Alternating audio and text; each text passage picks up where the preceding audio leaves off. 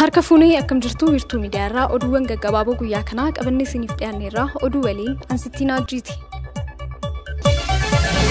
Itoophiyaan ji'oota jahan darban beellada gabaa alaatiif ergiteerraa galii doolaara miiliyoona 9 caalu argachuu ministeerri galii fi walitti hidhamiinsa naannawaa beeksise. Bara bajataa 2016tti ji'oota jahan gara jalqabaa irratti gara Yemen, Oman, Djibouti, Somaaliyaa, Liibiyaa fi Saa'ud Arabiyaatti hoolota 127 fi 464, gaala 2299 fi horii maalaa 474 ergamuu ibseera. Kanarraas galii doolaara miiliyoona 9.27 argachuu kan beeksise. Ministerichi kunis karoora kaa'ame harka 81.2 kan caalu milkeessuusaas ibseera. Himatamaan dhagaa rukutuun lubbuu namaa dabarsee hidhaa cimaan akka adabamu murtaa'e. Himatamaan Abbichuu Tokkichaa jedhamu bitootessa 29 bara 2015 Finfinnee kutaa magaalaa Araadaa aanaa 05tti galgala keessaa naannoo sa'aatii 2tti sababa hin beekamneen miidhamaa Sintaayyoo Shaameeboo bakka ciisetti dhagaadhaan rukutuun lubbuunsaa akka darbu taasisuun eerameera. Haaluma kanaan manni murtii olaanaa federaalaa Ramaddii Lidataa dhaddachi yakka ajjechaa fi saamichaa olaanaa tokkoffaan himatamaa yakka ajjechaa raawwateen hidhaa cimaa waggaa 9 akka adabamu murteessuu ragaan ministeera haqarraa argame ni mul'isa. Guyyaa horsisee bultoota Oromiyaa 19ffaan mata duree misooma horsisee bultoota badhaadhina waloof jedhuun magaalaa Adaamaatti kabajamaa jira. Sirna kabajaa guyyichaa irratti abbootiin gadaa, haadholiin siinqee, qondaaltonni mootummaa fi keessummoonni biroos argamuun isaanii eerameera. Meeshaaleen kontiroobaandii birrii miliyoona 300tti tilmaamaman to'atamuu Koomishiniin Gumruukaa beeksise. Koomishinichi to'annoo fi hordoffii amajjii 3 hanga 9 bara 2016tti taasiseen meeshaaleen kontiroobaandii galii birrii miliyoona 130.9 fi meeshaaleen kontiroobaandii daldala alaa birrii miliyoona 169.7 waliigalaan meeshaaleen birrii miliyoona 900 fi 600 waajjiraalee dameewwan isaa garaagaraa irraa to'atamuu eereera. Meeshaaleen to'atamanis uffannaalee, meeshaalee elektirooniksii, buna, qoricha, meeshaalee fayyaa, jimaa, baala sammuu hadochuu, qaamolee jijjiiraa konkolaataa, zayita nyaataa fi maallaqa biyyoota garaagaraa ta'uu ragaan koomishinicharraa argame ni mul'isa.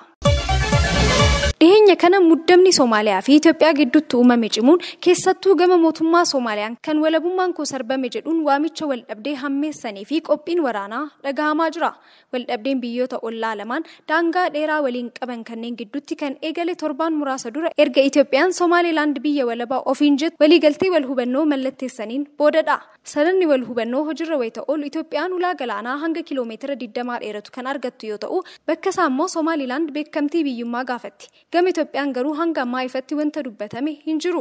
Somaaliyaarraa kan tasgabbooftee fi garuu mootummaa giddugala waliin walitti dhufeenya kan hin qabne Somaalilaand ijjannoo biyya ishee jechisisuu qabaattullee garuu hanga ammaatti biyya kaminuu beekamtii osoo hin argatin turtee jirti. Waliigalteen kunis waggoota 30 ulaa galaanaa malee kan jirtu Itoophiyaaf ulaa galaanaa fi humna galaanaa akka qabaattu kan dandeessisu yoo ta'u, Somaalilaand ammoo yoo beekamtii biyyummaa argattee biyyoonni kaanis akka itti dhiyaataniif karaa kan saaqu ta'a. Waliigalteen kunii fi bu'aan inni hordofsiisu kan eekamsise aangaa'onni mootummaa Soomaaliyaa waliigaltichi haleellaa walabummaa biyya keenya irratti raawwatamedha jechaa erga turan. Booda guyyaa muraasaan dura ammoo waltajjiiwwan garaagaraa irratti Itoophiyaa waliin waraana keessa seenuuf qophiidha yoo jedhan dhagahamaa jiru. Miidiyaaleen biyyattis akkuma muuziqaa gara waggaa 50 lakkoofsisee kan bara waraanni Ziyaad Baaree yeroo Itoophiyaa irratti weerara raawwatetti muuziqaa miira namootaa dammaqsu waraana Itoophiyaa fi Soomaaliyaa namoota yaadachiisuu irra deddeebi'anii gadhiisaa jiru. Yeroo sanis waraanni Soomaaliyaa duula gaggeesseen kiiloomeetira hedduu daangaa Itoophiyaa keessaa erga seeneen booda bulchiinsi mootummaa waraana Itoophiyaa yeroo sanaa waamicha taasiseen yeroo gabaabaa keessatti loltoota 10,000 leenjisuun haleellichi qolachuu danda'ee ture. Tibba sanatti Ameerikaa fi gamtaan Sooviyeet muddama waraana olola keessaa waan turaniif Itoophiyaa fi Soomaaliyaa duuba ta'uun hidhachiisaa deeggaraa turan. Dhumarrattis addunyaa lixaatiin kan deeggaramtu Itoophiyaan waraana Soomaaliyaa daangaa ishee keessaa baasuun waraanichi xumurame. Muddama amma uumameen pireezidaantii fi ministeerri muummee Soomaaliyaa dabalatee waraanaaf akka qophaa'aniif dargaggootaaf waamicha taasisuun alattis waraana waggootaan dura gaggeeffame eeruun yoo kakaasan dhagahamuu isaaniis BBC'n gabaaseera. Tapha waancaa Afrikaa 34ffaan Equatorial Guinea fi Nigeriyaan tapha mo'atanii darbuu isaanii mirkaneeffatan. Tapha galgala kaleessaa gaggeeffameen Equatorial Guinea qopheessituu tapha waancaa Afrikaa Cote d'Ivoire 4-0 injifachuun tapha mo'atanii darbuu dandeessee jirti. Haaluma wal fakkaatuun Nigeriyaan Guinea Bissau 1-0 injifachuun ramaddii ishee irraa sadarkaa lammaffaa qabaachuun tapha mo'atanii darbuuf ce'uu ishees mirkaneeffattee jirti. oduu biizinasiitiin olmaa sharafa qarshii biyyaala guyyaa har'aa baankiin daldala Itoophiyaa baasee yoo ilaallu doolaarri Ameerikaa qarshii 56 fi saantima 12 bitamee qarshii 57 fi saantima 25 tti gurguramaa jira. Pound sterlingiin qarshii 68 fi saantima 11 bitamee qarshii 69 fi saantima 47 tti gurguramaa jira.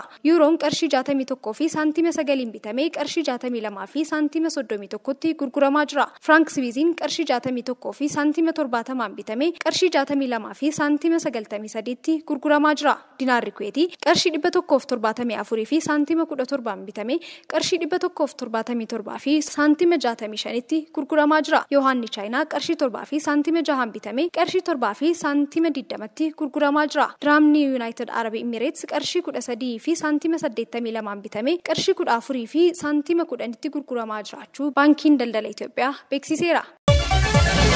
Waan filattanii nu hordoftaniif galatoomaa jechaa oduuwwan gaggabaaboo guyyaa kanaa kanneen turanii sagantaalee wiirtuu miidiyaa birooliin turtii gaarii qabaadhaa.